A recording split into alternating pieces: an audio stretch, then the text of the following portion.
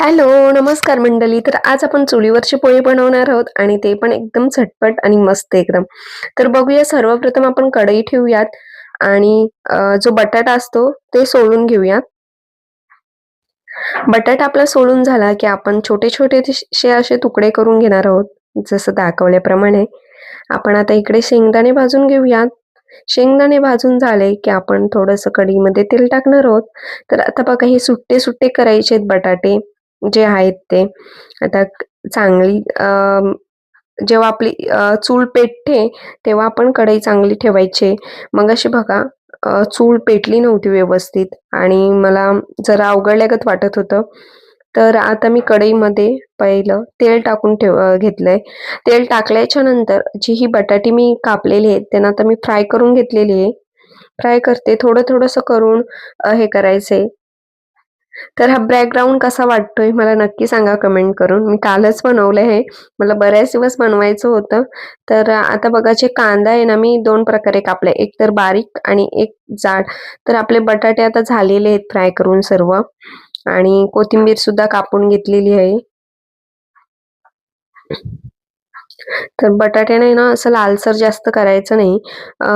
जेव्हा शिजतात ते तेलामध्ये, तेव्हा त्यांना असं दाबून बघायचंय शिजलेत का? एखाद्या जे आपला स्पून असतो त्याच्याने बघायचंय दाबून.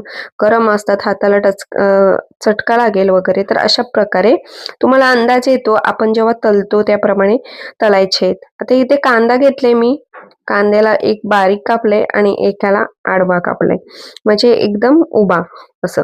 बारीक करून कापायचे आणि त्याच्यानंतर थोडीशी राई टाकलेली आहे. आता ह्याला मिक्स करायचंय, सतत हलवत राहायचंय जोपर्यंत हे लालसर होत नाही तोपर्यंत. एकदम लालसर नाही करायचंय, थोडंसं करायचंय. कढीपत्ता टाकूयात. कढीपत्ता टाकून झालं, की आपण लगेच ते शेंगदाणे भाजून घेतले होते ते टाकणार आहोत. हळद टाकायची. आता मिक्स करून झालं सर्व. आता हळद टाकूयात 2 चमचे. बघा वेगवेगळे पोहे असतात. कोणी मखाना पोहे बनवतो, कोणी अं, वेगवेगळे वाटाणा पोहे बनवतो, कोणी बटाटा पोहे बनवतो, कोणी शेंगदाण्यामध्येच बनवतो. इत्यादी वेगवेगळ्या व्हरायटीज असतात. तर मीही वेगळ्या पद्धतीने जरा बनवलंय म्हणजे बटाटा टाकून. तर मखाना वगैरे टाकून, वाटाणा वगैरे टाकून, व्हेजिटेबल्स काही लोकं टाकतात. अशा वेगवेगळे पोहेस असतात. तर आता इकडे लिंबू वगैरे कट करून घेतला होता, तो पिळायचा आहे. लिंबाला चांगला रस होता. इकडे साखर घेतली आहे मी. तर हा व्हिडिओ तुम्हाला कसा वाटला? आवडला असेल तर नक्की लाईक करा.